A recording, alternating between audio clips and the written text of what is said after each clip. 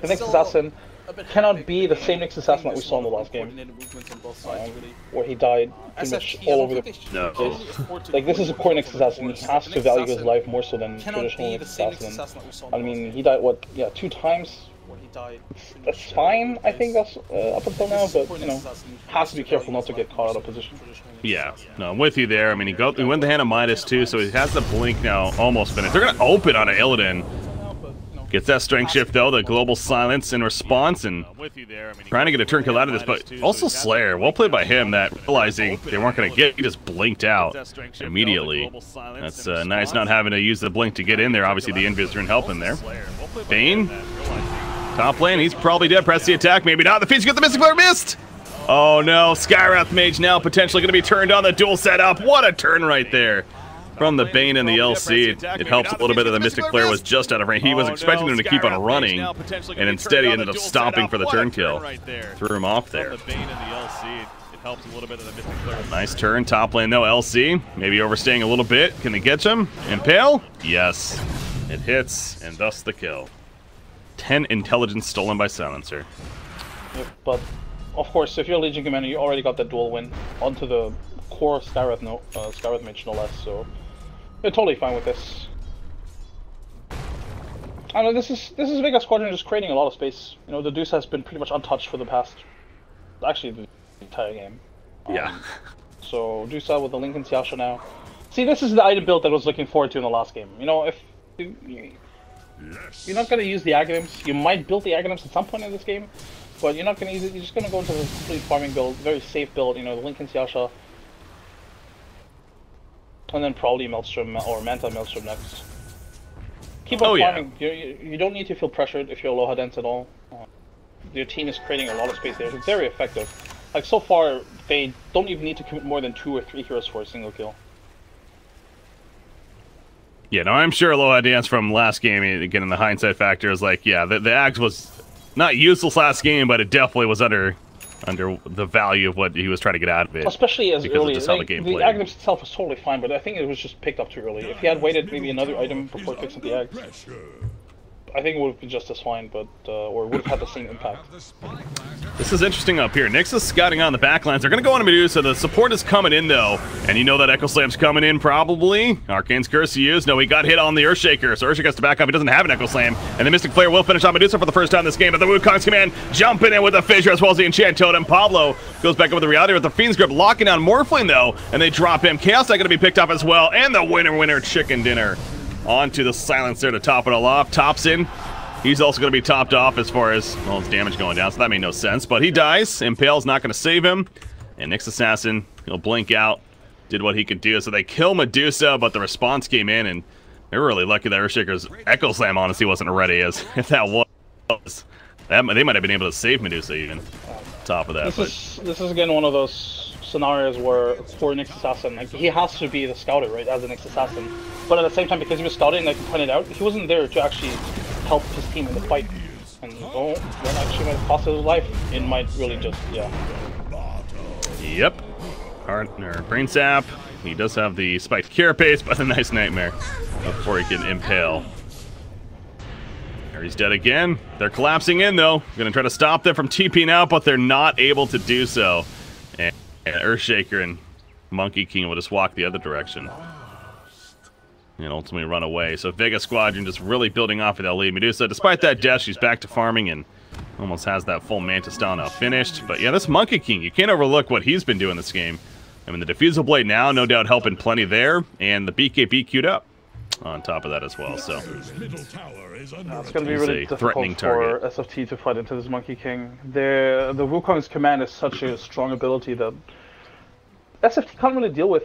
They have a lot of burst potential, but only single target burst. And if they focus everything on one hero that isn't the Monkey King can just sit in his ultimate and be happy. Like, they're not going to be able to actually zone or kill him during his ultimate, especially because of the bonus armor, of course. And I don't know. I think overall, just SFT's lineup is very squishy. If you have the Morphling, the CK is only a support, and then you have the cores of what, Skywrath and Nyx Assassin. Skywrath is not tanky at all, even with the Veil of Discord. Nyx Assassin, yeah, sure, he's, you know, for He is quite tanky, of course, because he has like what ridiculous armor as an agility hero, but that's about it. Pablo getting back. Good decision on his part. They were just about ready to jump him, so gets back, gets some teammate support. And they're not looking to get this Monkey King, who jumps down, quickly farms up the lane, and falling back himself. But you look at the wraparound here from Vega. So far, they're not being seen. They are going to engage on a Slayer. Slayer drops right off the bat, so nice start here for SFTE. Will it end that way, though? They're going to counter one of the back lines. Phantasm Army from Pablo. He's just charging right up to them. They have a Shrine here as well. They're going to catch Bane, the Global Silence, assisting. So Vega Squadron caught out individual pieces here. And Monkey King is going to be able to TP out. Ping there, but they could not catch him. This is good rotation from SFT, really. It secures them in tower as well. And these are really important kills. Yeah, sure, you only get the 2 supports, but the 2 supports are pretty much the playmakers of Vega Squadron. Without the supports, Vega Squadron is not going to be able to do anything, or not be able to do much anyway.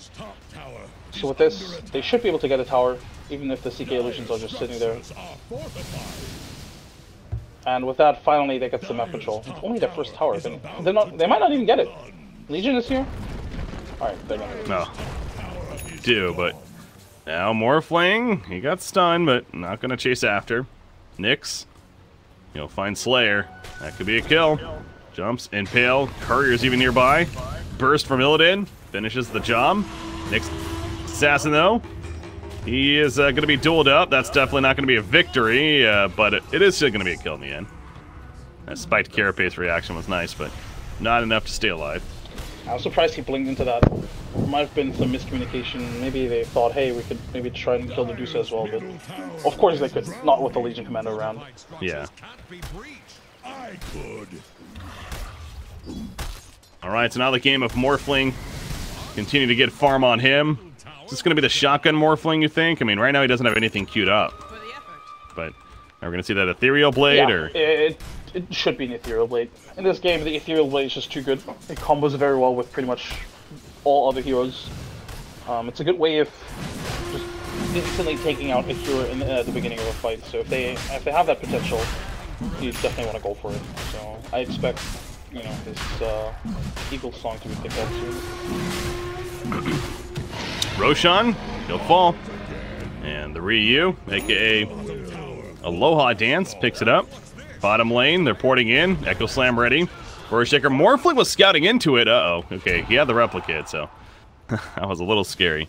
But replicate in the jungle, and he goes back to farming. So a bit of a distraction even at that bottom lane.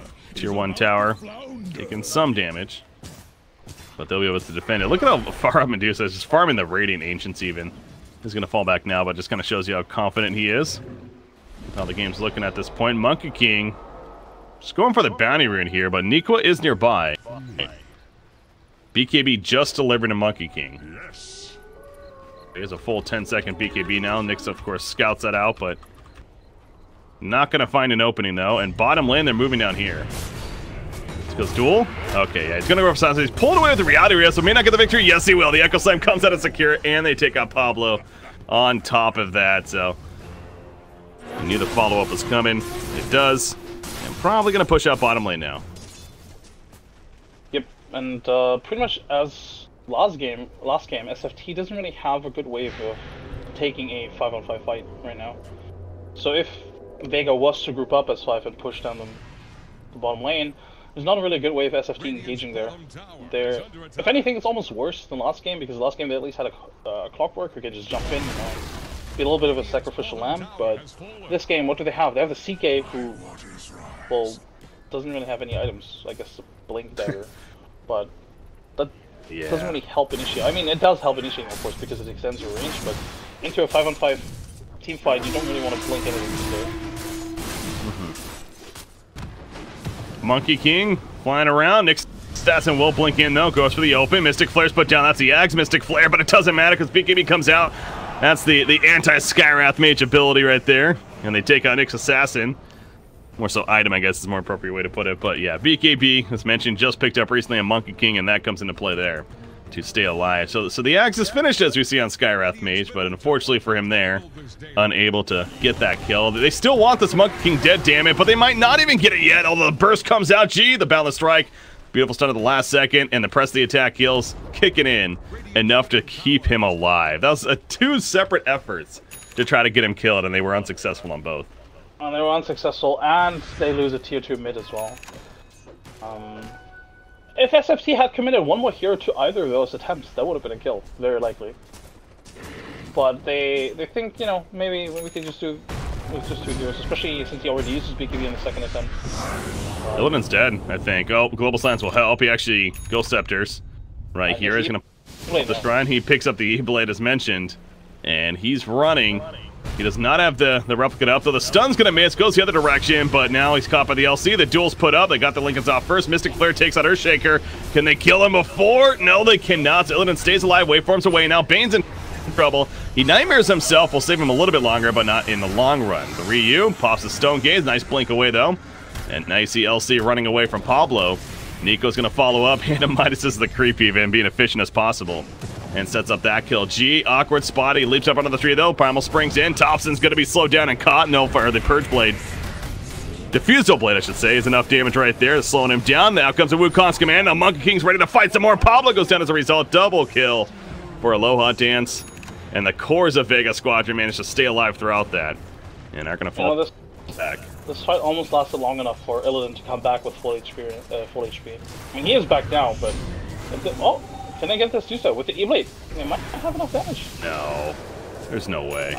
Yeah, he is way too tanky. If the Nexus has not been there, that would have been enough damage, I'm pretty sure. But... Maybe with the Nyx, yeah. Oh, now Illidan, though, is he overcommitted? He's fine, Olosima. Oh, that Fissure. That Fissure. If that traps them in there, might have been another kill for them. Not the case, though. This Medusa... Yeah, almost level 24. Aegis is on him. He has the Butterfly now finished as well. 18,000 net worth. And there's no Arc Warden on the other side this time. There's no massive hero on the other side. Morphling can be kind of a similar hero, or Arc Warden in that sense, but it's going to be a long time before Morphling gets there. The way this game's looking. So, Vega's in a much, much better spot than the previous game is what I'm suggesting. For sure, for sure. That's for sure. So I will say that SFT is doing a really good job at spreading these fights. Like, that last fight shouldn't have been as good as it was for SFT, but they were able to spread Vega around, forcing them to take, like, mini fights where it's, like, 1v2, 2v1, like, not 5-on-5, right? If it's a 5-on-5 fight straight up, Vega pretty much wins, but by spreading them apart and by taking favorable fights, SFT is able to trade almost equally, or favorably even. So... I don't know, I mean, Vega's definitely ahead for sure, but I think SFT showed that I think they can still take fights in a way where they come out on top, so this is still a little bit dangerous for Vega Squadron. Yeah, they have key abilities. The big one is that Global Silence from Silencer. That can always be kind of a game changer and a great response tool, if anything, of course, and can help set up a couple of kills. Skywrath Mage is definitely going to continue to deal more and more bursts. He has level 3 Mystic Flare now with that Ags, remember. So we really haven't seen that come into play yet. I assume he used it last fight. I didn't necessarily notice if it was very effective, but that's something else that will have to be looked at for Vega Squadron, or, you know, kept in mind even. That's going to be a lot of burst from him. And now Skywrath has the Yules queued up towards finishing that. I know you mentioned that earlier. The game. So Medusa. Level 25 is almost here. Last game he got the 2-second Stone Gaze stun. I wonder if that's going to be different this game, though. 25% lifesteal. That is quite a bit. Yeah, but I think you almost always want the Stone Gaze. Unless you're... No, actually, it's just... I think it's just consistently better, to be honest. Especially in this game. Oh, Pablo. Poor Pablo. The trap is real. Victory? Not going to be a victory. Just barely. But it will be a kill. Yeah, they set that bait up quite a bit right there. Pablo fell for it. The support Chaos Knight continues to struggle, but look what Chaos Knight's getting next. Or at least that's his thought process. Ags Chaos Knight. We talked about this yesterday and what it does with spawning illusions of other heroes. So how do you you see that being useful this game for some reason? It might be, for sure. I think there's a lot of ways to build the support. And that's it's a Chaos Knight, and I honestly hope that we'll see the Aghanim's. I'm looking forward to this. It's not a hero you see in a support position a lot of times, and you certainly don't see the Aghanim's on him a lot of times. So I think this is a really cool way of using him. And I think, I don't know, Pablo in general has been playing him very uniquely in a sense. I mean, if you do play support Chaos Knight, you kind of have to play him similarly to how Pablo has been playing it, but it's still fun to watch. Like CK is just lying and waiting behind the tree line trying to kill Bane. That's not necessarily what you see in a core Chaos Knight, right? Middle lane, they're gonna catch Nyx. He just walked right up and simply set up the duel with that Shadow Blade. So catch a Nyx assassin off guard at 70 seconds. He'll be dead for, no buyback actually, so a bit of an opening here for Vega Squadron now to maybe start pressure in tier 3. Medusa, no Aegis or anything like that of course, but Medusa, the plus 2 second Stone Gaze stun is picked up here, as you expected, and has that Stone Gaze ready to go if a fight is committed to. Can they really hold against the Styre side? Gotta be careful if you're SFTE. Especially since the next assassin doesn't have buyback. I think Vega is just trying to force a buyback if anything. Well, maybe I don't think really they can siege this tier 3, but they're also not going to force out the buyback. Unless they can jump in with the Legion Commander now under this guy with the smoke. I mentioned they're smoked up behind him, not letting SFT get information on where they're at. They were pinging Pablo right there. No one's going in. Doing the slow, methodical game. 10 more seconds though. Nyx assassin will be back up. There's a Lincoln's taken off. Monica cuts out the Mystic Flares put down. Actually, Medusa is melted by your Echo Slam, goes off though. G with the Wukong's command very aggressively, and Pablo trying to sit on top of that Medusa. That's not going to work though. Stone Gaze activated. The stun up on Nyx assassin who just came back up. That's a Fiend's Grip, pretty aggressive one.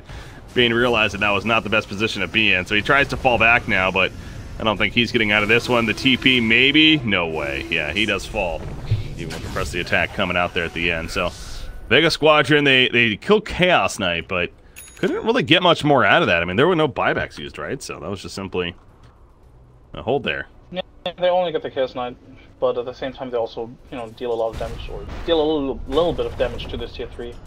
It's a bit worrying, I think, for Vega that SFT was able to hold this well without really committing too much. At the same time, I think Vega maybe overcommitted a little bit on the CK. Like they dropped the Wukong's command, and then they even dropped the duel, and I think they used the Echo Slam as well, or did they use that before? I believe so, yeah. Either way, they just committed quite a little bit of it. If they keep the Legion duel, they might even threaten another kill. But without the duel, there's basically no way of doing that. And then the Fiend's Grip was thrown out on the next assassin that they didn't commit on either. So I don't know. At least they're sieging though. This is something that we missed in the last game, of course, right? They didn't really commit to a siege, even though they did have the upper hand. And I like that they did now, because this is what they should be doing with this lineup, in my opinion. That kind of goes back to the idea I was mentioning earlier too, where the biggest difference last game was that you had that Arc Ward on the other side that was not only getting a great farm, but he's great at using that farm for split pushing and constantly bringing you back and distracting you. So I think that was the biggest issue last game for Vega Squadron, where this game, they don't necessarily have that to worry about. I mean, Morphling can get to that point, but with the way he's built right now, I mean, he's not necessarily going to be there anytime soon. So yeah, they're definitely not having to worry about that issue. In fact, they've only lost 2 towers at 38.5 minutes, so they have a lot going for them there. And they're going to go for the Roshan now with a double damage rune activated on Medusa currently. She actually has a Divine Rapier queued up. Why not? Part of me hopes he doesn't go that, but at the same time, you're right. Are they really killing her? And that'll just end the game sooner, I guess. But with an Aegis, a lot of ends might just pick it up. Honestly, it was already difficult enough as is to really get the lower ends down low in the last engagement, and with the Aegis, for sure, it might just be the difference maker, really, and just force the game to end sooner than it did. Oh, duel over here. Yep, that's a duel victory for the CK. Well, that was why was he so far ahead? Jesus. Shadowblade Blink, I think he had the right idea in mind, but his team was just not in position to really follow up on it. If they had been, sure, but no, they're just not close at all. Well, that's the issue. That makes it not a right idea, right? Yeah. You got to know that your teammates can't get there as soon as you can. I glanced away for a second, and before I know it, Elsie's just jumping in and going complete YOLO mode. So, yeah, that was a little bit too far. That's another victory he gives up. This one to Chaos Knight, which, that's support Chaos Knight, but at the same time, he still has potential for some nice upfront damage, and beating that off to him top lane. What's going on up here? Next assassin nearby. The Echo Slam opening on a Morphling, though. The Global Silence comes out in return. Bane, he may end up falling with his auto attacks. Illidan, the shotgun comes out, and yes, they do. Nyx Assassin hiding inside the Ags. And the Wukong's command, the BKB from G, but they don't even know where he is. Don't have the detection for it, so they're having to run, actually. Retreat here for Vega Squadron. CK and Skywrath are coming in. Pops a link in. It's nice Manta from Aloha, and that'll keep him alive. They cannot capitalize further, but still a couple of kills. Now going to push out the top lane. All goes back to the LC, kind of diving as he did. It seemed a little silly shortly after the Roshan kill especially. So it's kind of slowing things down a little bit, going to reset here.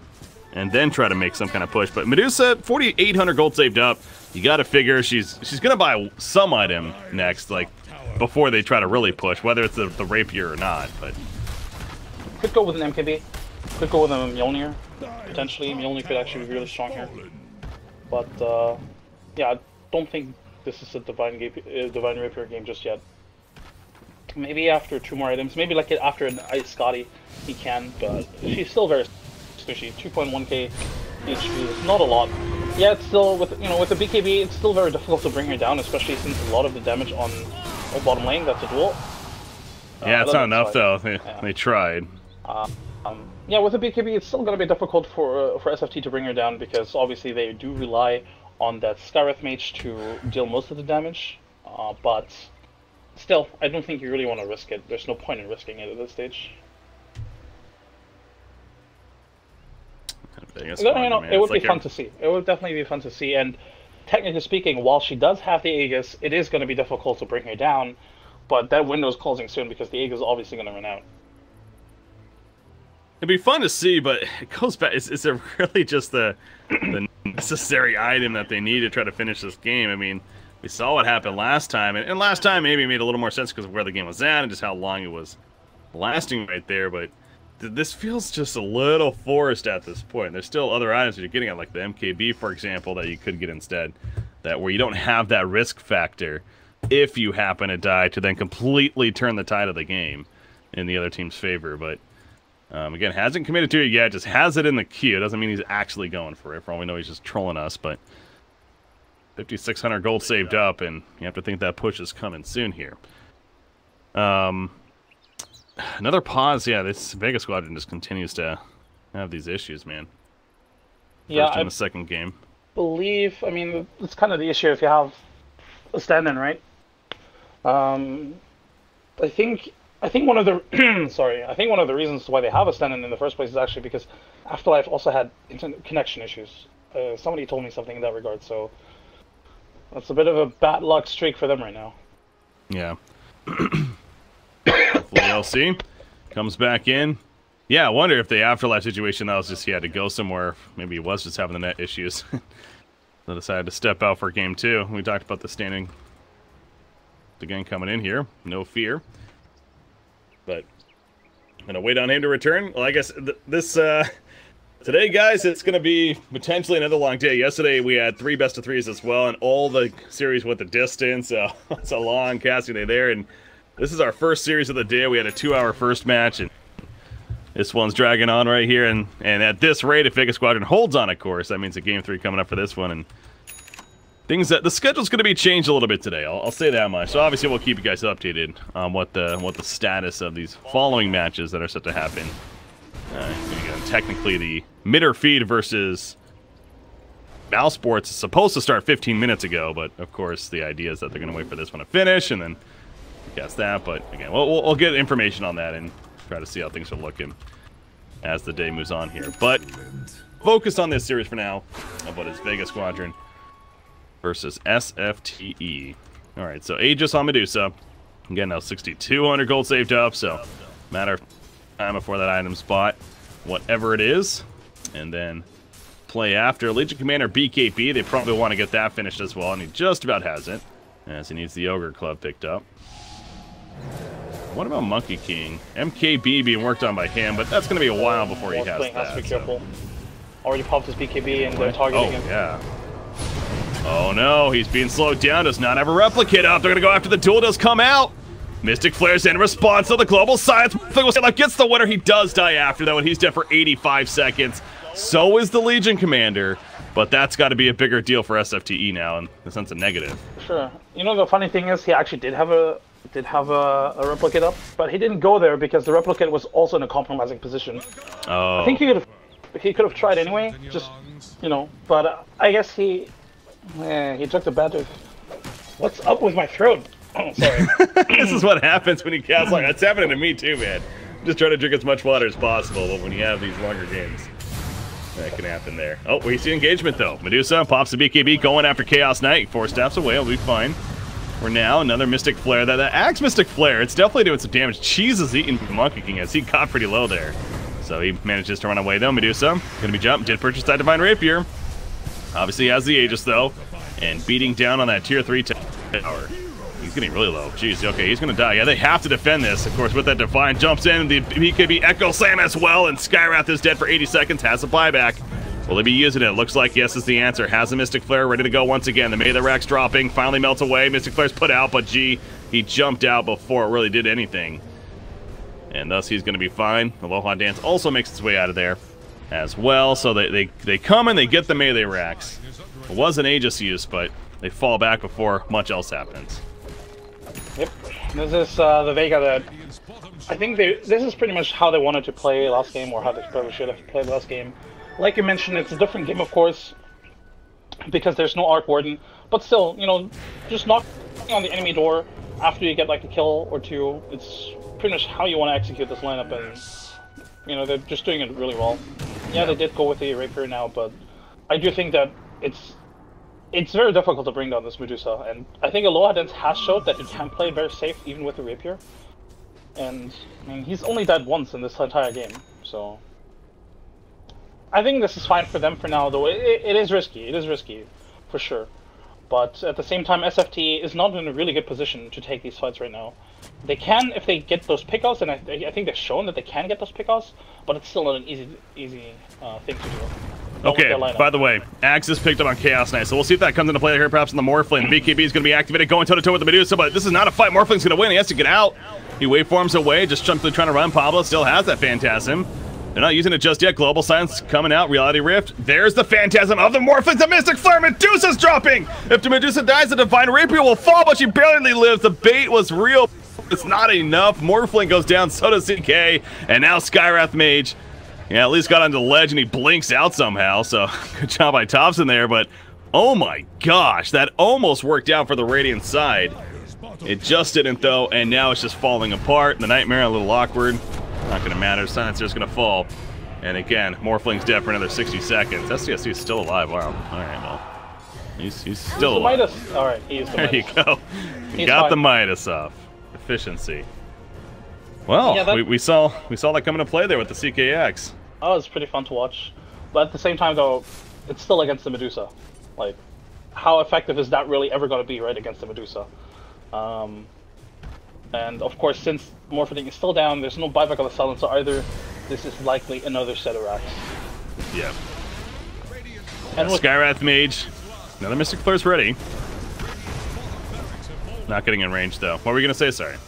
Yeah, with that, I just don't really see SFT coming back into this game. I mean, yeah, it's not over, of course, but it's very difficult for them to fight against 2 lanes pushed in.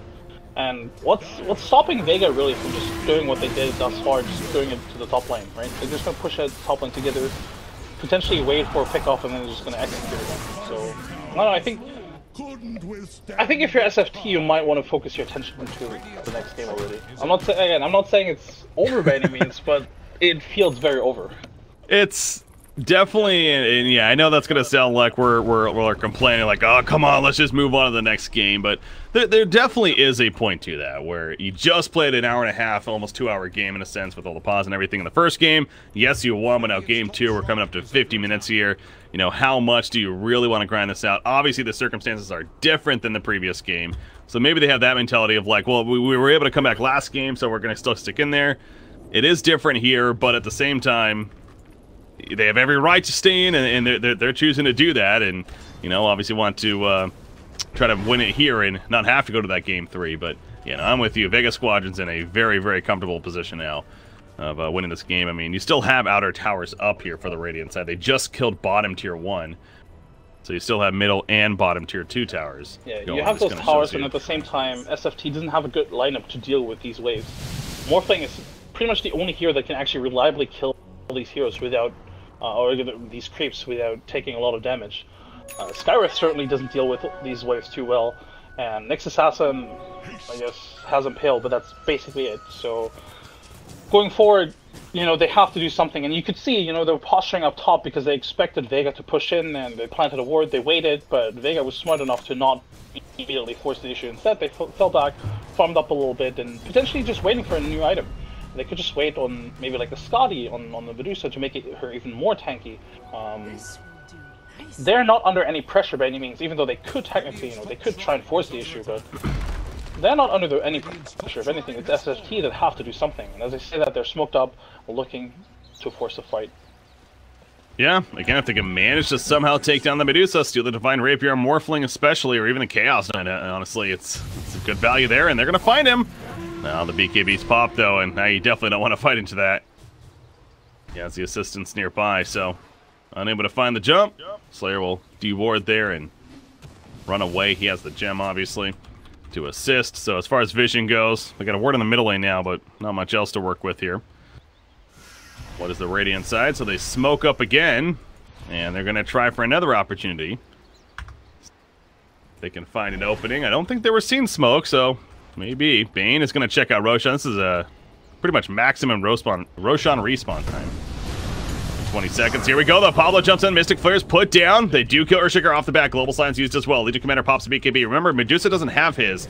He used it just earlier. So yeah, the Dire Side wants to keep retreating here. They're going to catch Bane, who is attempted to TP, and that's 2 pickoffs. No buybacks. The Reality Rift does not pull in. Monkey King had the Lincolns. Also now the BKB activated. Medusa trying to hunt for him. Blinking 3 on Chaos Knight. Nyx Assassin also has a blink. He's going in. Can he get the Impale? He does. Chaos Knight comes in as well. Reality Rift, there's a lockdown. Nyx Assassin, spiked Carapace, but there's another BKB from the Ryu. And turning on a Chaos Knight pretty damn quickly. He still has that Phantasm Illidan. They got the pick, though, on a Skywrath Mage, and he's staying dead for 100 seconds. Now there's a dieback on him. They got LC, though. So these trade-offs happening in this fight. A Morphling, yeah, he's TPing out now. Double damage. Oh, Pablo. No. Down the strike. Yeah. And he drops the gem as well. It's, you know, it was a good attempt from SFT, for sure. They found a good initiation. It was a bit unfortunate that they didn't find the perfect initiation because Mystic Flare actually didn't hit anybody, so they had to commit a little bit more from the other heroes than they would have loved to. And they chased them, and they died, but they died very far outside their own base, so they didn't really put their base at risk by dying, you know, in front of the enemy base. But at the same time, I think this basically shows why they cannot touch the Medusa right now.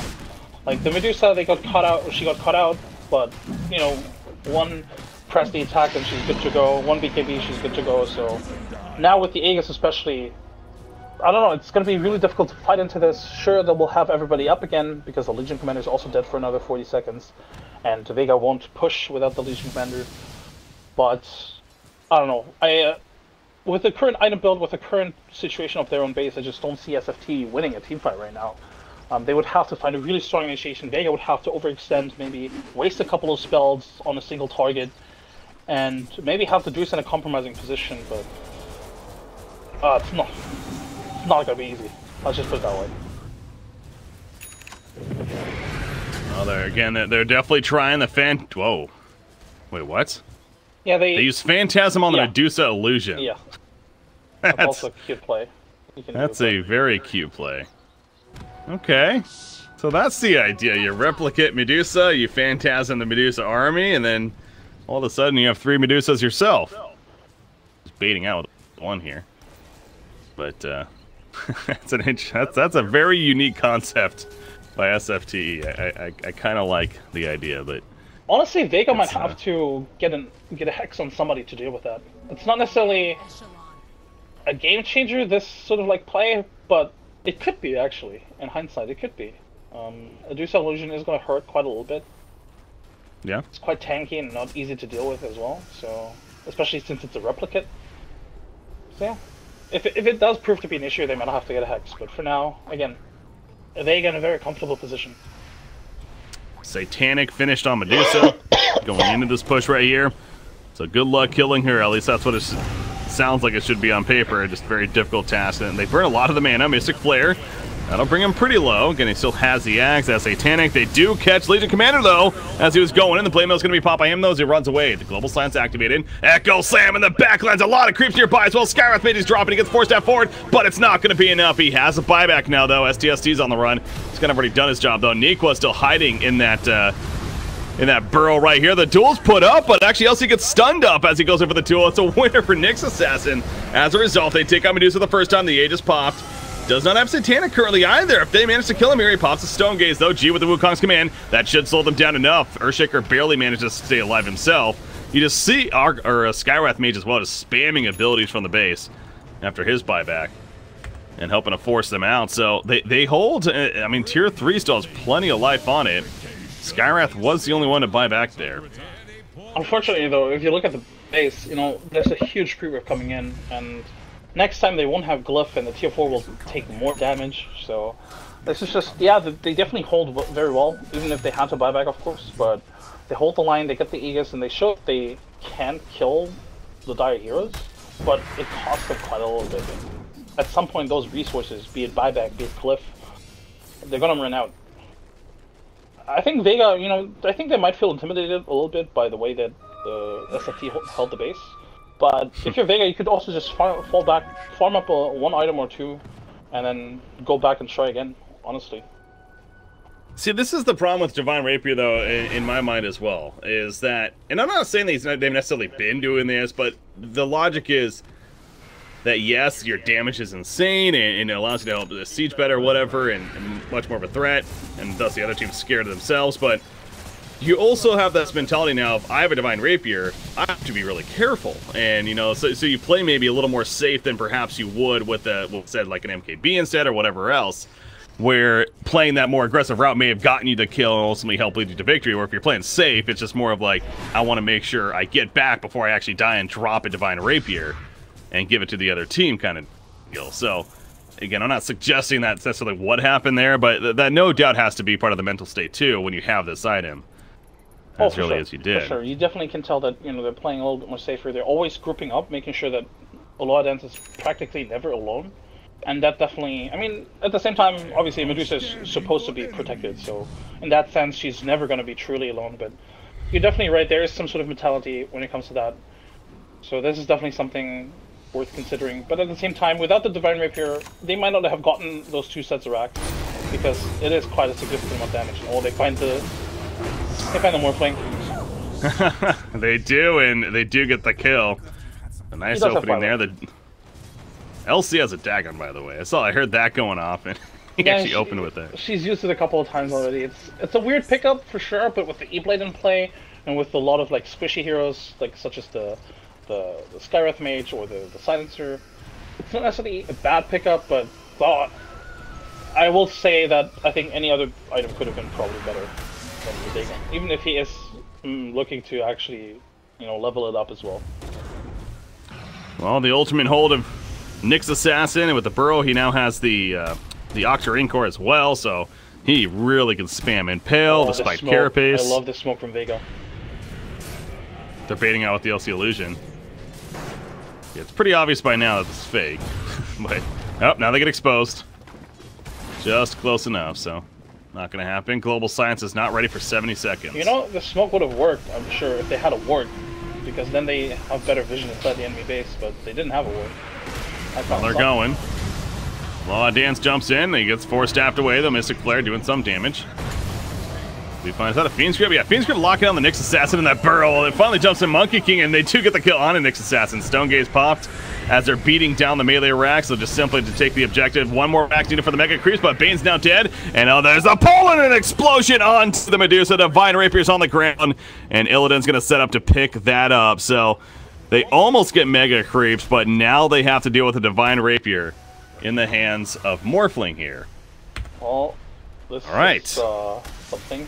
You know, Illidan actually had to buy back, I think, with only like 10 seconds left on his death timer, but if he doesn't buy back that, they don't get that kill, so very well worth it. That's true. Still, yeah, with that Rapier now, maybe this is, well, you know, we jinxed it. We said it was over. It's not over. So I hold my beer. We got this. Yeah, it's certainly still not going to be easy for SFT, but that Rapier might just change a thing or two. The Dusa was squishy as is, I mean, with those Morphling illusions, but the G Commander, that might be a dead legion. Definitely dead legion, just a matter doesn't get the kill first. The Dagon gets the kill. He does. Not a victory, but he has 152 damage, so overall a lot. But he also 28 damage on Morphling, Nyx Assassin 18, Chaos Knight 18, so he's given up, well, that's 4 dual victories, I want to say, in total scheme as well, so kind of been back and forth there. Silencer is also something you can't forget, too, as this game's scaling in now to the very late game. It supports Silencer, transitions into a little bit of a threat with right-click. I mean, he has 28 stolen intelligence, but he's not necessarily building that either, though. He has a Hurricane Pike. Alright, Breaky, strap yourself in. I predict this is going to go on another 30 minutes. Just because they gave up the Rapier, I'm sure Vega's going to play safe as hell. They might throw themselves, and either they're going to play safe as hell, or they're going to throw their bodies at the last set of racks, and then they're going to die, and then SFT is just going to hold Mega Creeps for like 20 minutes. It's something along those lines, for sure. Medusa has another Divine Rapier queued up, why not? He's there, I lost mine, might as well get another one. But I would believe it. Phantasm, by the way, used on Morphling. Jeez. So that to now push out the middle lane. Here we go, Monkey, and they are going to dive it. They want the Mega Creeps, Wukong's command. There's a fortification. They're going all out for this. Stone Gaze popped in the back, and it's going to be difficult to fight into it, no doubt. Nico almost dies. Nice round pop. There's the Mega Creeps. Echo Sam in the backlines as Chaos Knight. He's full go. Illidan, though, now. He's running in. Bane is going to get one shot right there. The shotgun on Earthshaker, pulling with the Valley Rift, and he too will fall after the fact. But you know what? Considering those are the only casualties, that's still worth it for Vega Squadron here. Oh, for sure. Oh, Dusa bottom. There's a replicate. He goes in. Does Divine. He hits pretty hard, but Medusa. Tough ask here as far as the kill, and you gotta be careful going too far! He kills himself! And that might have just done it.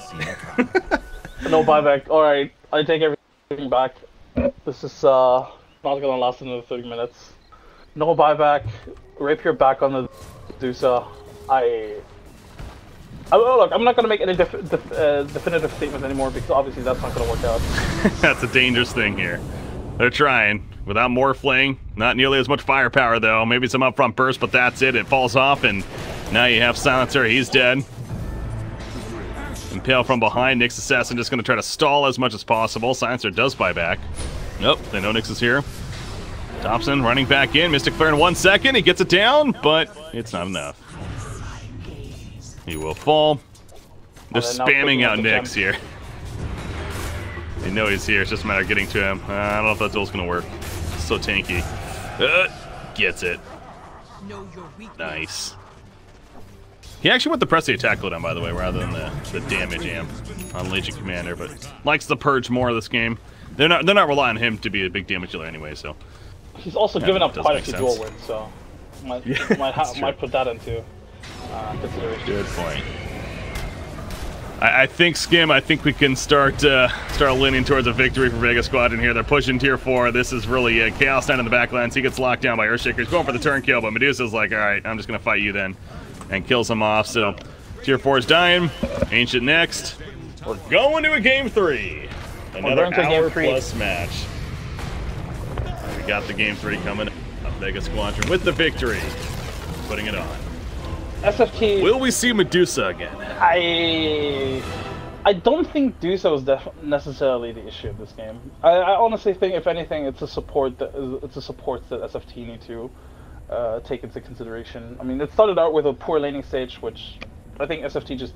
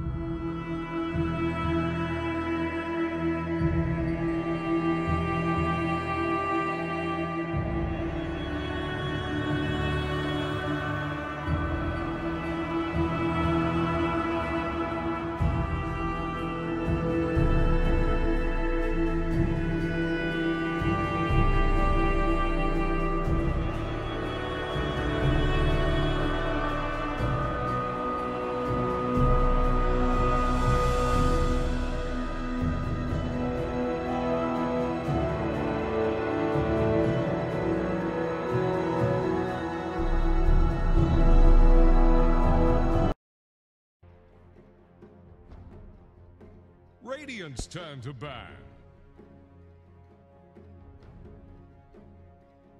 Dire's ban now.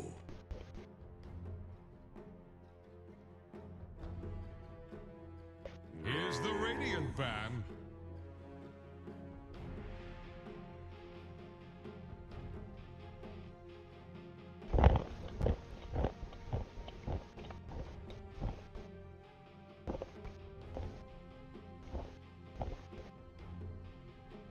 Ten seconds. 5 seconds. What'll it be?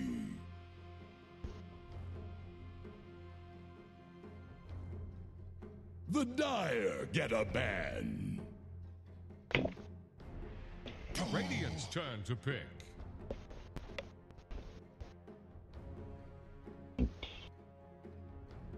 Dire's turn to pick. Earthshaker.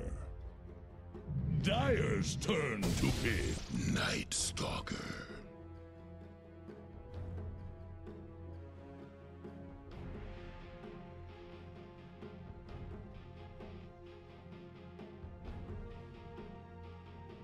Radiant's turn to pick. Ancient apparition.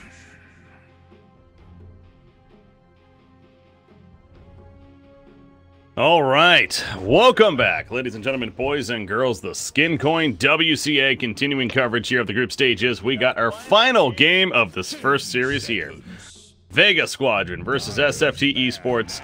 Vega, of course, responding with a Game 2 victory after SFT Esports won that hour and a half plus first game themselves. So thus we have game number 3. We'll see how long this one takes. Yeah, well, definitely curious on that. And of course, it starts with the draft here as we are already underway. I am Breaky CPK, going to be joined by Skim once again. But Skim, all 3 games, Vega Squadron, they clearly like this Earthshaker Bane combination here. They really do. And you can't really blame them, right? I think in pretty much all games they've had superior laning stage. And I think the 2 supports have made a lot of work, or done a lot of work throughout the mid game as well, so can't really blame them.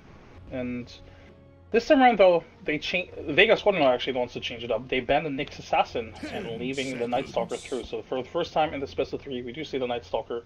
And well, SFT, they go pretty much the same route as Vega Squadron, picking their supports in the early stage. So going with the Night Stalker AA first, and potentially leaving their CK still in the pool. Yeah, it's one of those. You know, actually, I'm looking at the ban right there. First off, because Necrophil's taken away by Vega Squadron with that 3rd ban. And I meant to bring that up these previous games too, but it never really happened. I don't know if Necrophos was touched in the last 2 games here.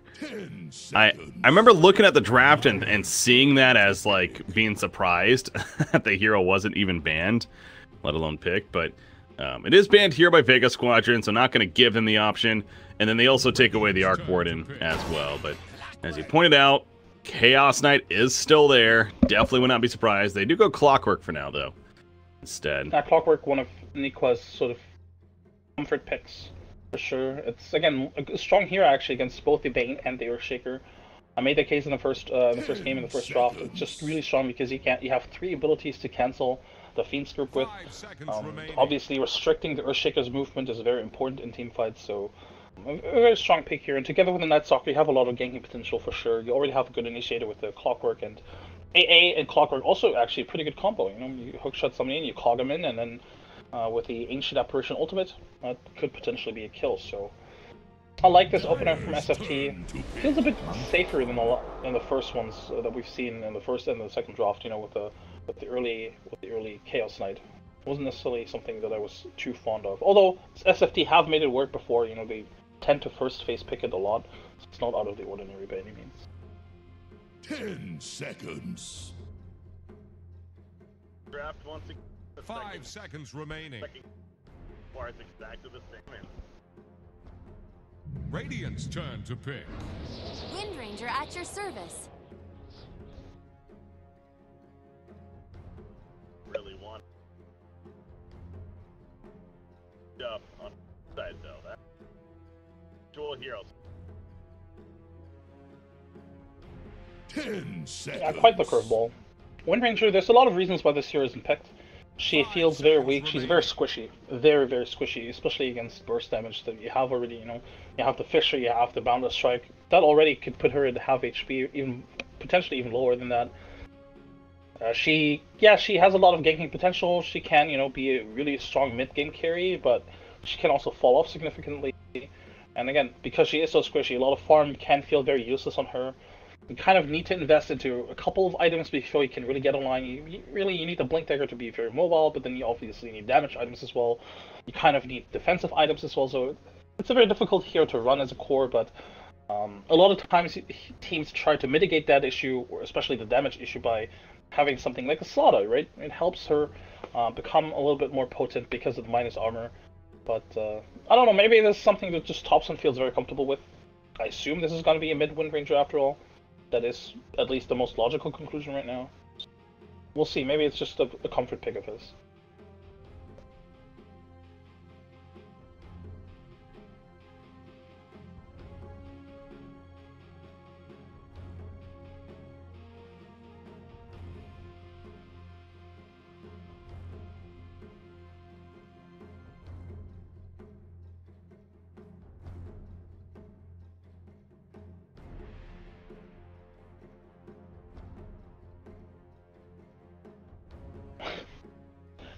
I'm not sure Medusa is a good pick here. They have a lot of ways of dealing with Medusa. They could still run it, of course, but I think SFT is very well equipped with dealing with Medusa. They have a lot of single target damage and abilities, of course, to trigger any Lincoln shenanigans. They have the AA is fantastic against Medusa. They have the silence against Medusa, which is pretty strong, of course, and they have a lot of catch potential, so I'm not sure that would have been great. And Vega do go with the Dragon Knight first. They could technically still go with Medusa, don't get me wrong, but Dragon Knight I do think is also an excellent pick here. It's a tanky hero, difficult to bring down, like a very difficult target to gank actually for this lineup. Yeah, they have the AA, which is a good counter, but that's basically it. A lot of armor on the DK, and of course it does add to that push. Here's the Radiant ban. Definitely still could.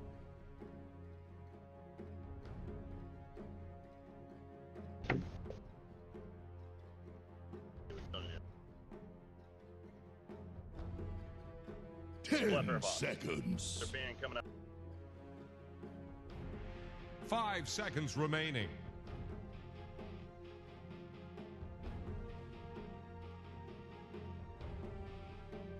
If you... Radiant's turn to pick. Spending. Dire's turn to pick. Anti-mage. Going up against anti-mage. Oh, this is a terrifying core combo, really. AM. It's not that like the 10 seconds. Yeah, this is for sure a very terrifying game for SFT right now, because these two cores are very difficult to bring down with the lineup that they currently have. As you mentioned, they don't have a lot of lockdown. Yeah, they have the Clockwork, but that's basically it. Clockwork into Shackle, sort of the only lockdowns they have. These heroes are very tanky. All of them have high armor. They will have high HP based on their items as well. There's not a lot of like sustainable damage on SFT's side. It's currently only the Wind Ranger, AA's Burst, and Night Stalker and Clockwork aren't necessarily the biggest damage dealers either. CK, it's almost to be expected that they would pick a CK, right? why not? CK isn't bad. It definitely adds a lot of things that they don't have. You know, they have the extra stun, they have a bit more damage as well, or a lot more damage, I should say. But still, I think Vega's lineup is very strong, very convincing. Sure, they have 4 melee heroes, but there's not a lot of ways on SFT to really exploit it. Yeah, they have the Clockwork, which is nice, but that's basically it. I think it's going to be very difficult for SFT to bring down these cores, especially if Vega have a favorable laning stage again, which they did last game, or in the first game as well.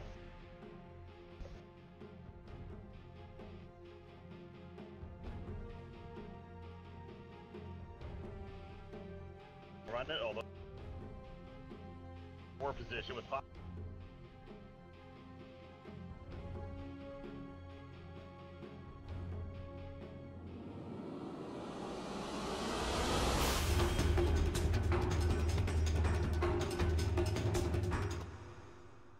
Monkey King. Yeah, I'll play her almost. The Afterlife is back for them. Wait. Prepare. Was he? No, he isn't. Wait. They're still playing with a stand-in. On the score screen, it said Afterlife right there as we're loading in. That is weird.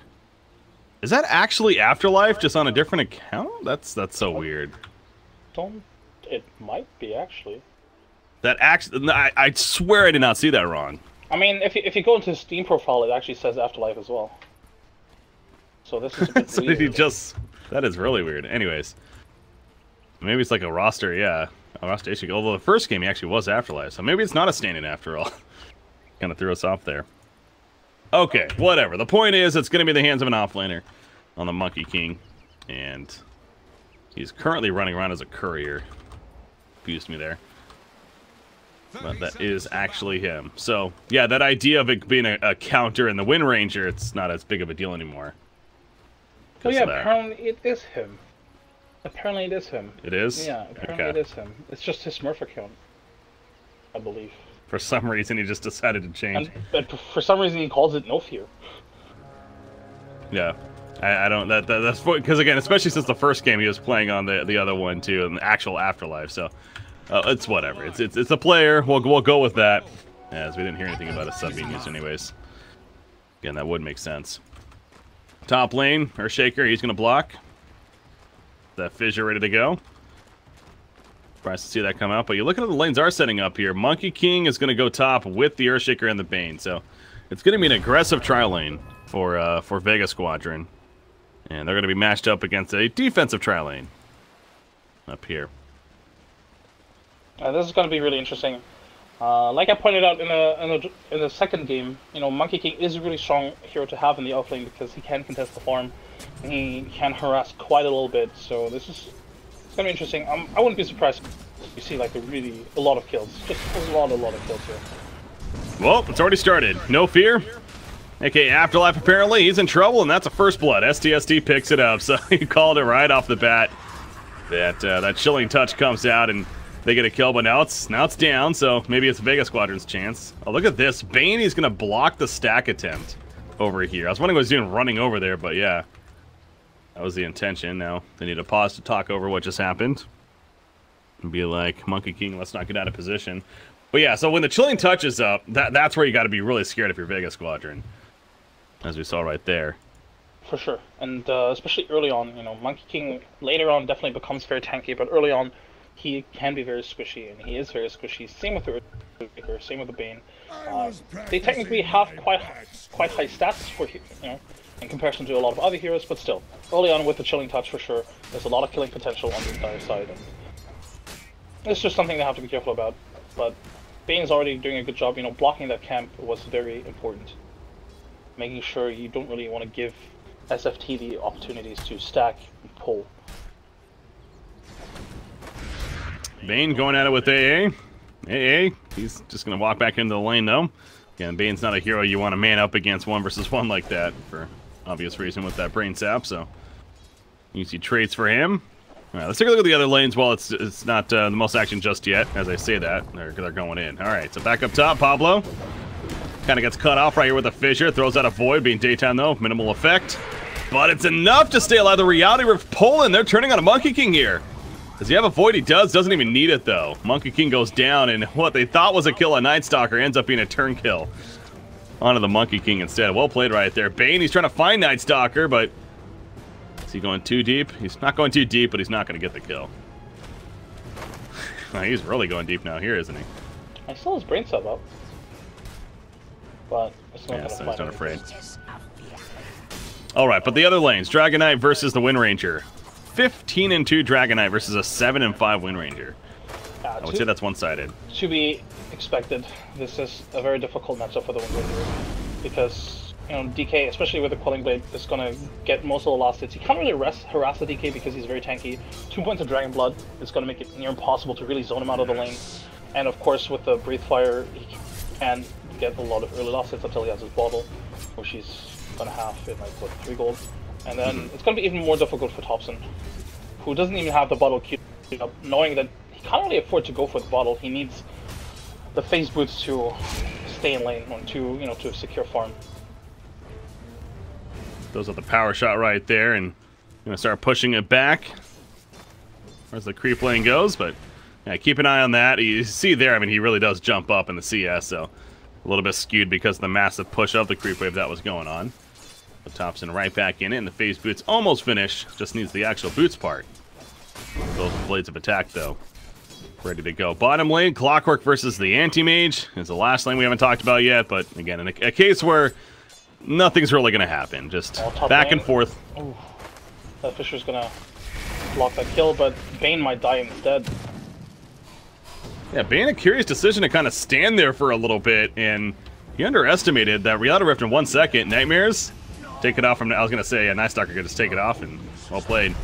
It's going to lock him down, though, to where how they can react to this, so that's a pretty clever move by Bane in the end. It forces them to commit to doing that, and thus they get turned now, and Illidan, he's going to keep on running. He chose not to go for that bounty rune. Slayer's like, alright, I'll pick it up. And Illidan's still in a little bit of trouble, but they're not going to go too far. This is where the action's at as expected. The top lane. Yeah. For a 3-1. Very much as expected. I wonder if either team is going to change up things a little bit. Maybe have Monkey King stay here for himself for like a couple of minutes. Maybe have the supports rotate a little bit. So as I say that, it looks like SFT might be the team that rotates a little bit, because it is, of course, the first nighttime now, and Night Stalker, with that first nighttime, ideally wants to find a kill. Though, I don't think you can actually. DK is very tanky, Anti-Mage is very elusive. It's going to be nigh to impossible to actually kill anybody, so yeah, he's just going to rotate back top and maybe look for a kill there. Yeah, Dragon Knight with that level 2 Dragon Blood, it's poor man shield, even has the build of strength on him. Like, he's a very difficult to kill, so going back up top, Cold Feet on Monkey King, does end up proccing actually, and he's going to go the other direction, trying to kite them away, go for the turn kill, and they make it happen, but being nighttime, Pablo, Void in 2 more seconds, will they go for this? Chaos Bolt, not going to be ready because of lack of mana, and a good cutoff from Earthshaker there to prevent them from actually going further. And are they going to try to? Oh, they're going to try to pull, okay. So there's no way they're doing the stack, but attempting to at least, and he'll get a little bit out of it. But yeah, Night Stalker, it's been nighttime now for about 1.5 minutes. He's going to try to use it more. Bane, maybe? He's just hiding in here. Now he sneaks out. No, he scouts out the Earthshaker as well, which is really important, because this way Thompson should know that he cannot overstep his boundaries whatsoever. But yeah, as I mentioned earlier, you know, Vega rotating the 2 supports, leaving Monkey King for himself just a little bit, and apply a little pressure on the other lanes, maybe find a kill even. Then, unlike to get this tower, Wind Ranger should be able to divert the creep wave sufficiently long enough to protect this tower. So as I say that, actually, DK is taking the tower nicely and allowing this catapult to hit even more. But the tower should still be fine for now. It's gonna survive this first Elder Dragon. Well, they're going in right here. Illidan, by the way, gets to go to the top lane on No Fear. As I believe the dire side probably sees that he's by himself. What's going on in the middle lane? So this tower, I mean, it's definitely dead at this point now. Did I? Oh, that was close actually. No, tops in, maybe overstepping. No, Fissure on the wrong side, and he'll walk away. But yeah, with the supports being there, especially, there's nothing that Thompson could do to hold that off. Bottom lane, Alonda even used his ultimate trying to get a kill on Nikwa, but Nikwa just feeling very healthy right now. Mana Void coming off cooldown in about 10 seconds right here, so with the rotation over from Bane, maybe that could be another chance for the kill, but it's been free farm really on the Anti-Mage. 45-5. Clockwork's also doing pretty well though, 32-7. He is level 6. And they're going though. There's a Brain Sap Mana Void. No, yeah, it wouldn't be enough still. And actually, I need to be careful being turned on. Nico doesn't have mana to work with, so that's the awkward part. But Pablo, he can do plenty being nighttime. Nightmare's up on him. Taken out by Clockwork, though, allowing Night Stalker to continue chasing, and there's the kill. TST picks it up, actually. Top lane, though, Illidan doesn't get Fissure blocked. Yeah, I like this rotation from pretty much both sides, really. I think, you know, disbanding that tri-lane versus tri-lane scenario, I think beneficial for both sides, really. Because the other lanes definitely could need some help. SFT more so than Vega, of course, but yeah, with this nighttime, they need to find more kills. There was, what, 1 kill Or did they actually get a kill top as well? I guess it's 2 kills. I believe so, yeah. I guess 2 kills, which is not bad for nighttime, of course, but ideally you get more. But it's really, again, it's really difficult to get against these courts. It's a DK and an anti-mage. 1-6 Night Stalker. Come on, man. Pick it up here. No, I see what you're saying. Yeah. I see what you're saying. He definitely has been playing well, of course, but a lot of those kills were actually before the nighttime. And yeah, in the nighttime, ideally you find a kill or 2, but he's still doing pretty fine. Bottom lane, by the way, Aloha Dens yet again uses ultimate, almost got the kill on Nikwa, but Nikwa yet again survives with just a sliver of his HP. Just enough, and port to the top lane, that would be Ancient Apparition, coming back up here.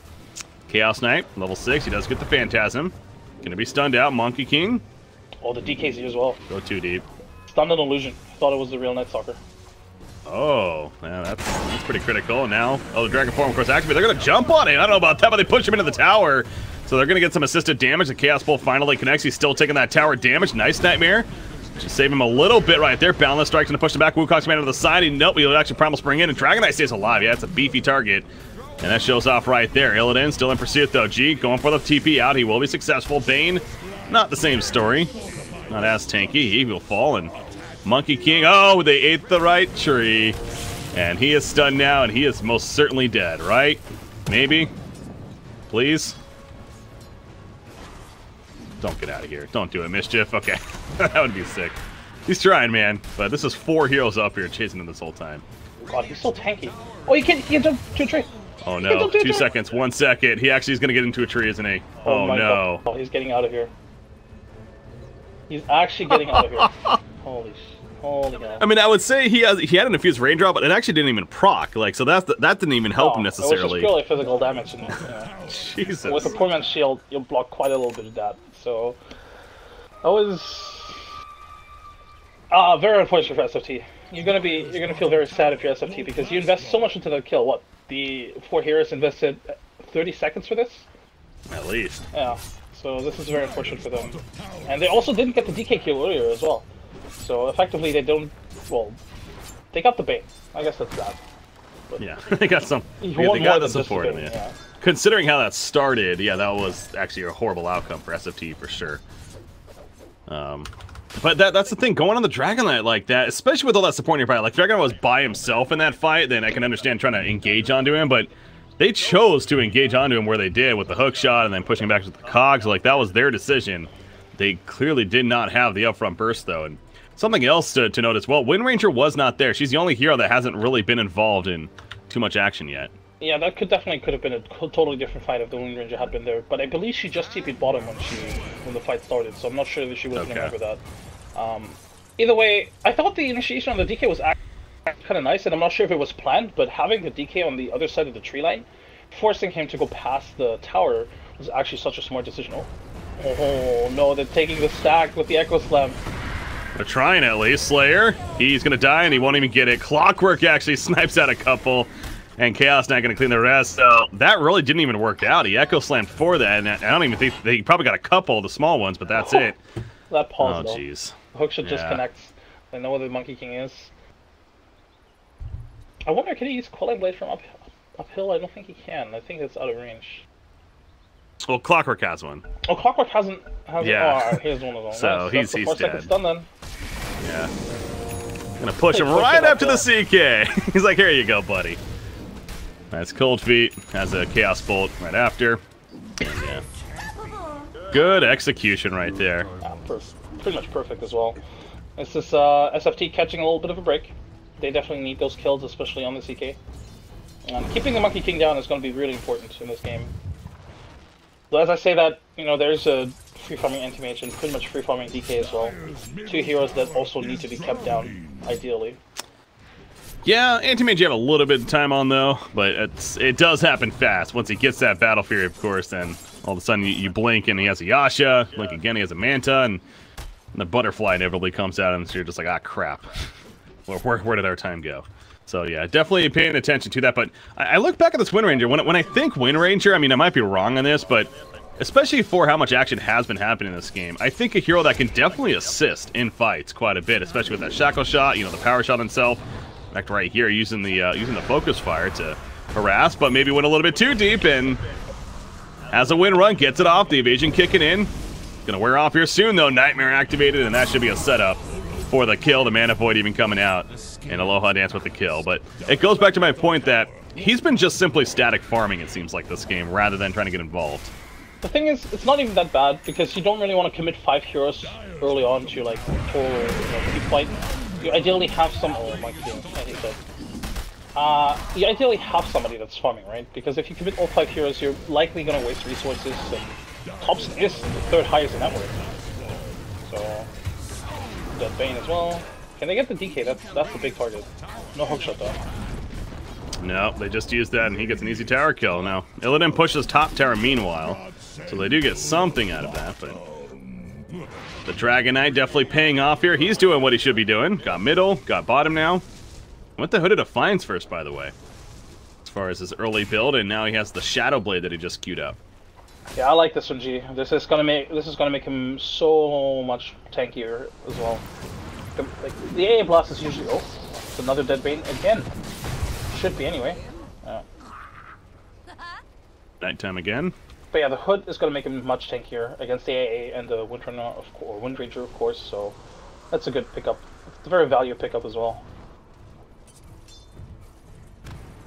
Stack the Ancient, or I guess this isn't really gonna be a stack, but pulls the Ancients a little bit early. It's a double stack there, though. It's into the lane. Ready to go once again. But yeah, Shadow Blade next. Chaos Knight, the Hand of Midas, pick up once again.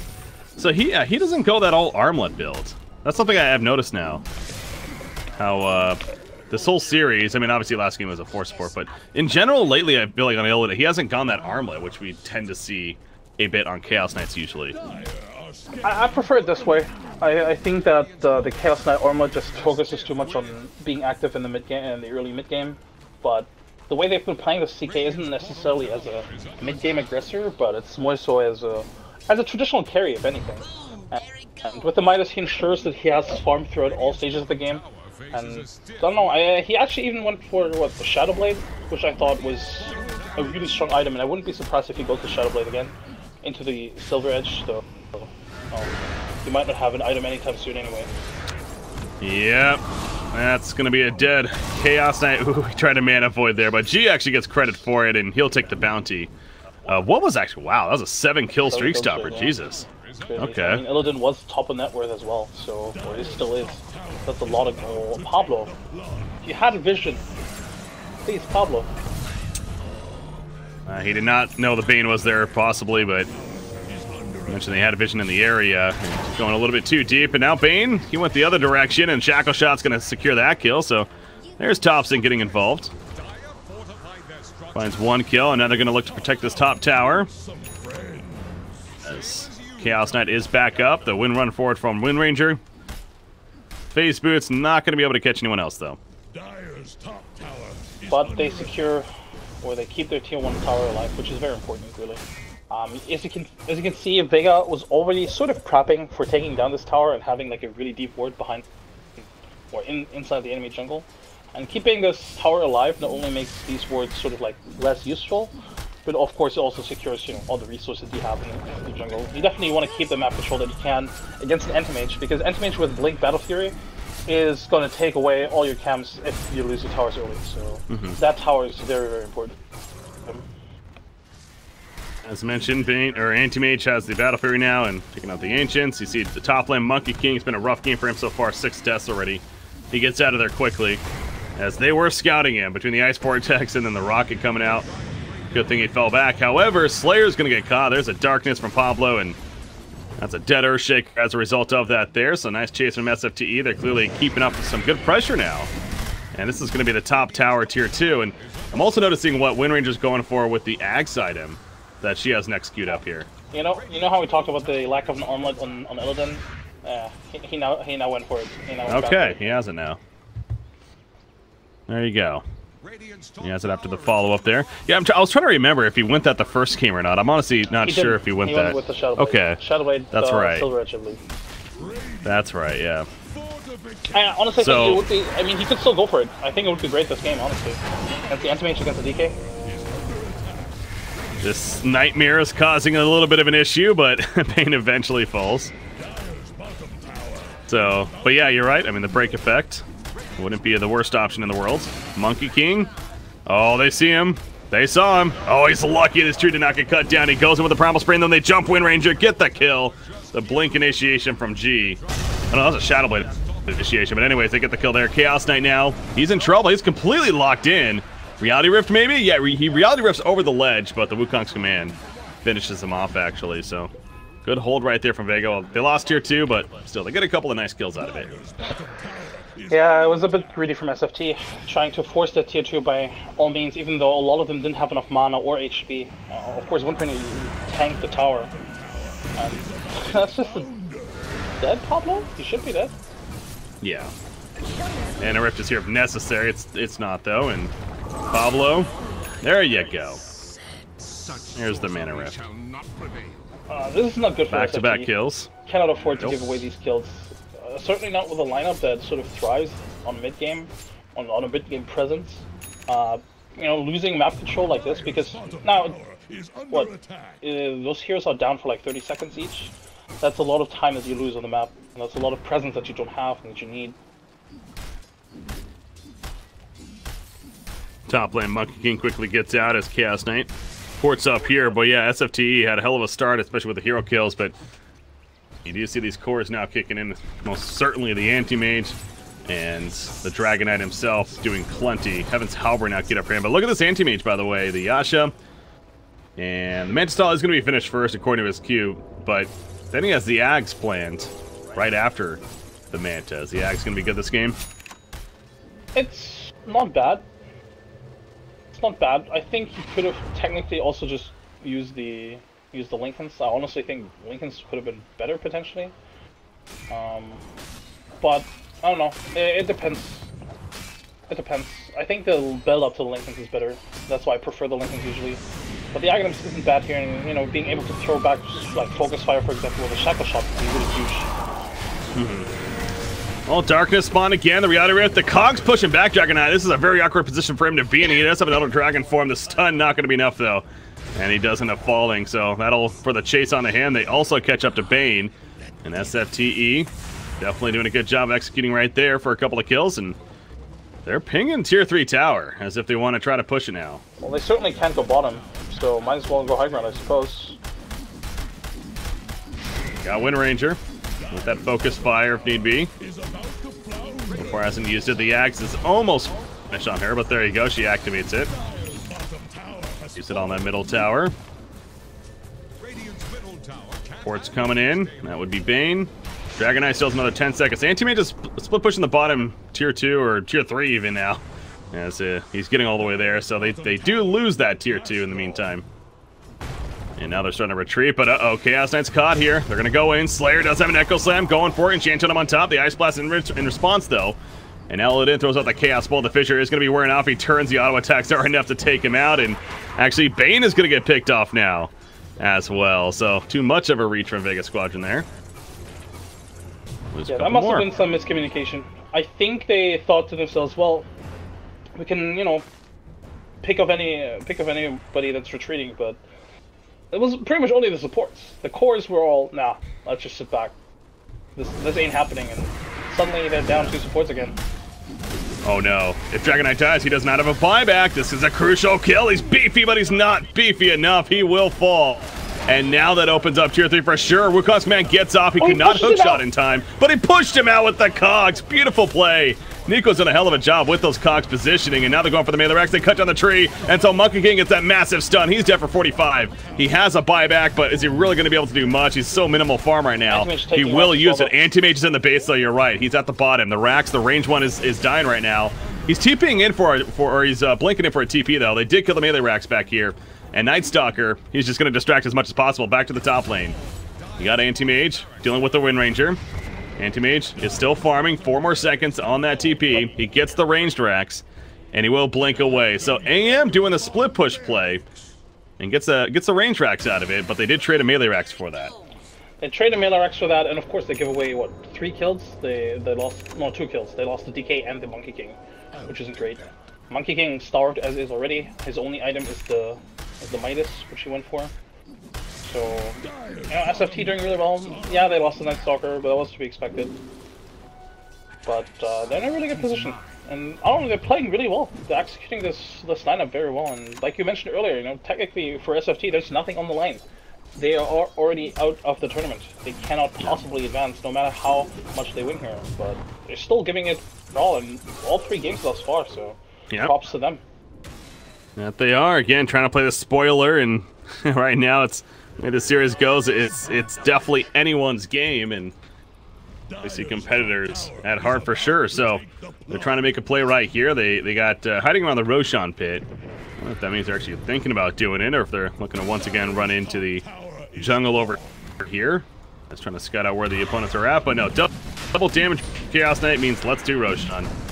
And let's do it quickly. Now, the Radiant side, they're in the area, kinda, but they definitely do not have vision, and this is gonna drop way too fast for them to react. There you go. Aegis picked up by Chaos Knight. Wind Ranger does have the Axe now finished, so that Focus Fire gets a lot better, especially when she's at level 18. The 0% Scepter damage reduction. Pretty big from it. See the Anti-Mage. Oh, they don't get the real one. Oh, I'm not sure they would have been able to kill him anyway. It's very difficult, really. You have the Mantis down now, of course. I mean, he's still only sitting at, what, 1.5k HP if he has, like, Strength Threads up. But still, it's not easy to bring him down with, like, what, 13 armor as well. Oh no, he's a tough kill. He got the Spell Shield on top of that. It's like, there's a reason why Anti-Mage is considered one of the better carries throughout the game. And the idea that he could just constantly split push freely. Oh, that's a hard Not freely, but safely. CK now. Speaking of heroes difficult to kill, this CK. Oh yeah. This is a build we've definitely been seeing a lot of, honestly, from the CKs in general. The armlet into the heart, and the fact that he already has it at 24 minutes is pretty crazy, actually. He's level 15 on top. He got 3,800 life at this point. He also has an Arcane Rune. Yep.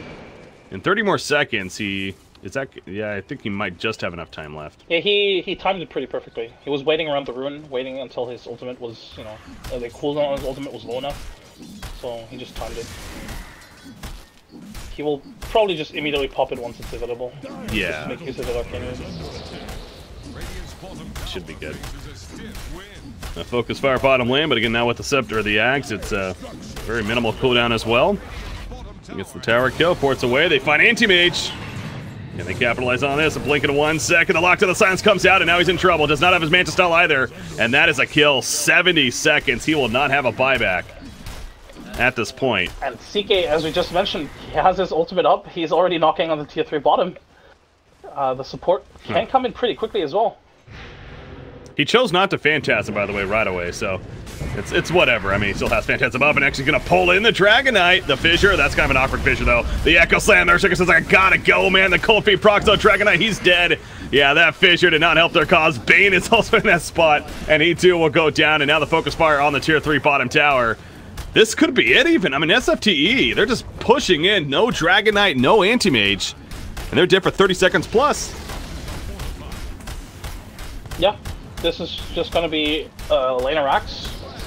I mean, they got, you know, they have the Anti-Mage and they have the Monkey King and the Dragon Knight. They can deal with 2 lanes of Rax, but SFT are going to put themselves in a very commanding position. And I'm not even sure Vega can take this fight, even if they all respawn. Like, there's still no Echo Slam. And yeah, like you said, no Echo Slam. Monkey King has the courier here, but he's got his Wukong's command, but again, has a defusal now at least, but it still doesn't matter. They're not going to engage. Go back, kill shrines if you're the dire team here. That's definitely the safe play. And okay, Wind Ranger went the blink. I was going to say, does she have something else coming? But no, she went the blink. So that makes sense. Chrysalis though for that's Thompson's. Okay, so he even has something else. Chrysalis now. Pretty farmed. Pretty farmed. Wind Ranger's proven to work out pretty well here actually. It's rare pick that we're getting to see do pretty well. Always fun.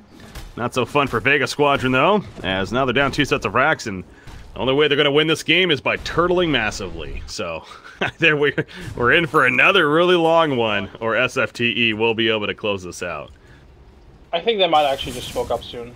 I think they need to do something. I don't think they can just, you know, farm away and just have the game go on as it has thus far. I think they need to look for a fight very far away from their own base, and then try and get a kill or two, obviously, and then convert it into an objective. Because the past, what, 2 or 3 fights or engagements were very close to their own base, and as a result, then they lost towers and Raxus. But if they take a fight outside their own base, especially if they get the CK now, they don't really. That's so rich. Yeah, Aegis and the heart. It's like, are they really jumping in? That would be so much. It feels impossible at this stage. Yeah, that can't be our target. They have to definitely get like the Wind Ranger or Night Stalker, even AA. Like they gotta pick up those targets first. Oh no, Monkey King gets scouted. Oh, he leaped away just in time now. Hook shot, it does connect on Earthshaker, so he's gonna be pushed back. The Cogs causing issues as before. Anti-Mage silenced up though after the Manta style. He's in trouble once again. He does not have a buyback this time. We're off in a couple of seconds.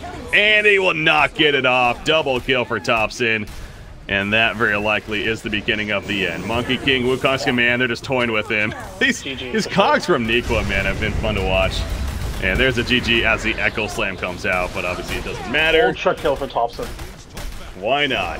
Let's throw out the Ultra Kill. What did he finish? He was 7-2-4. So yeah, I made the criticism of him early on. He wasn't really involved the most, but he proved to know what he was doing. He did it very well, and definitely a big reason on their victory. Well, a very good tempo. This was. It's kind of weird, right? That we had the first 2 games go on so like for so long, and this game is almost a very one-sided stomp. In a sense, but I feel like SFT just showed up, especially in the laning stage, and they showed a completely different color in the laning stage as well, right?